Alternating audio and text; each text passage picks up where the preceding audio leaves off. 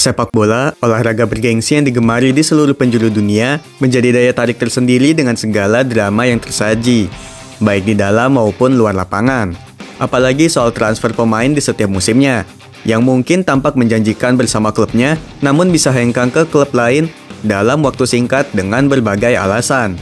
Seperti ketidakcocokan dengan gaya bermain sang pelatih, konflik dengan manajemen klub, bahkan terpaksa dijual demi menyeimbangkan neraca keuangan. Kami mencoba mengulas beberapa pemain yang didepak oleh klub secara paksa.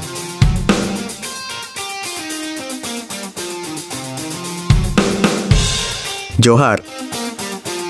Posisi penjaga gawang cukup sulit dipahami.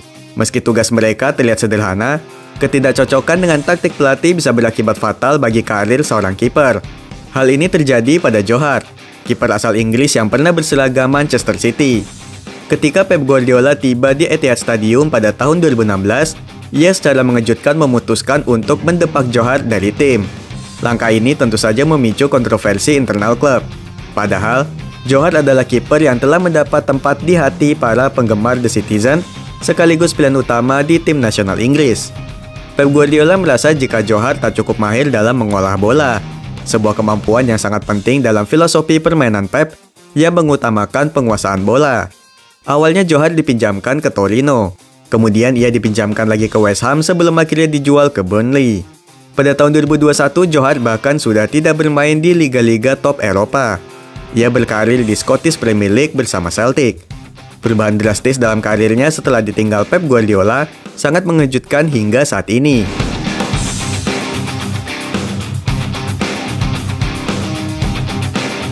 David De Gea. Selain Johar, David De Gea mengalami nasib serupa.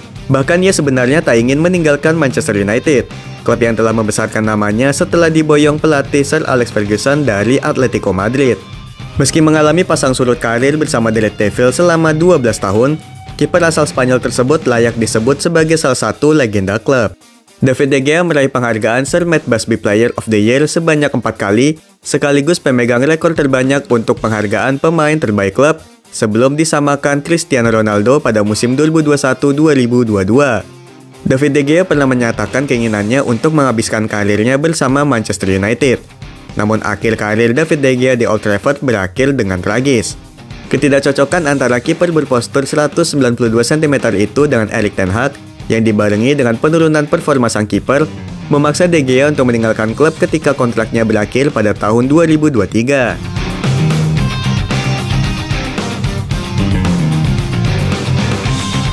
Luis Suarez. Ketika Luis Suarez dijual oleh Barcelona pada tahun 2020, Blaugrana berada di titik rendah, baik dari segi performa maupun finansial. Saat itu Barcelona baru mengalami kekalahan telak 8-2 dari Bayern Munchen di Champions League. Bomber asal Uruguay tersebut menjadi sasaran kritik. Saat itu Barcelona juga dibebani utang sebesar 1,2 miliar euro. Penjualan Luis Suarez menjadi langkah terakhir klub untuk mengurangi pengeluaran gaji. Namun kondisi tak stabil keuangan Barcelona memaksa mereka untuk melepaskan Lionel Messi 1 tahun kemudian.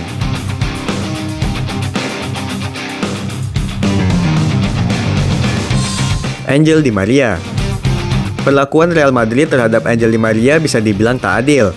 Real Madrid pernah melarang pemain asal Argentina itu bermain di final Piala Dunia 2014 demi melancarkan rencana menjual sang pemain demi kestabilan harga nilai jual.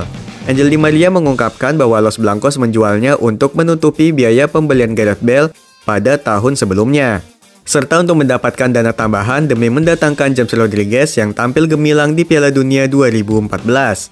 Ex-pemain Benfica itu dijual ke Manchester United dengan memecahkan rekor biaya transfer saat itu 63 juta euro. Ironisnya, pemain asal Argentina tersebut secara terbuka menyatakan bahwa ia sebenarnya tak ingin bermain di Manchester United.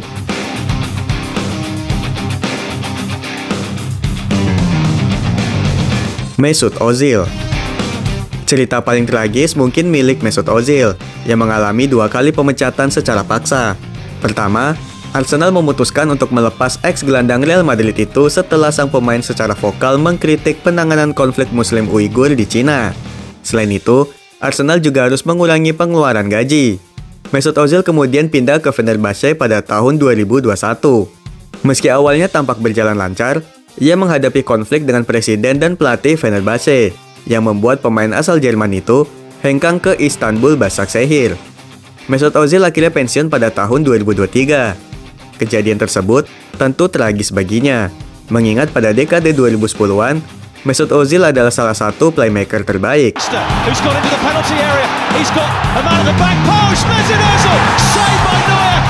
Sandro Tonali. Banyak pertanyaan muncul terkait transfer Sandro Tonali ke Newcastle United. AC Milan memaksa gelandang asal Italia itu untuk angkat kaki dari San Siro, meski sang pemain adalah seorang Milanisti sejak dini. Ia beberapa kali menerima tawaran untuk pindah, namun selalu menolak. Sandro Tonali pernah menyatakan jika mimpinya adalah selalu berseragam rossoneri hingga akhir karirnya. Meski ia juga menyadari jika hal tersebut bukan sesuatu yang mudah diwujudkan.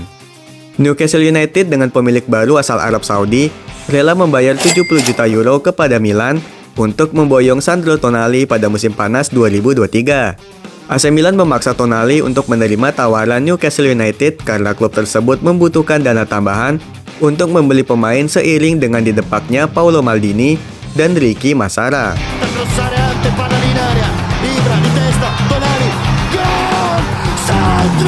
Iker Casillas. Setelah Piala Dunia 2014, Real Madrid menghadapi keputusan penting mengenai posisi penjaga gawang. Meski mereka menyadari bahwa performa Iker Casillas mulai menurun, mereka belum menemukan pengganti yang sepadan. Los Blancos sebenarnya mengincar David De Gea, namun Manchester United enggan melepasnya saat itu. Real Madrid memutuskan membeli Keylor Navas yang tampil mengesankan bersama Costa Rica di Piala Dunia 2014. Menyadari bahwa posisi utamanya di klub mulai tersingkir, kiper asal Spanyol tersebut sepakat hijrah ke FC Porto pada tahun 2015. Padahal, pada tahun 2008, Iker Casillas telah menandatangani kontrak seumur hidup dengan Real Madrid. Yang sangat menyedihkan adalah tak ada perayaan perpisahan untuk Iker Casillas. Ia hanya mengadakan konferensi pers sambil menangis di hadapan puluhan jurnalis.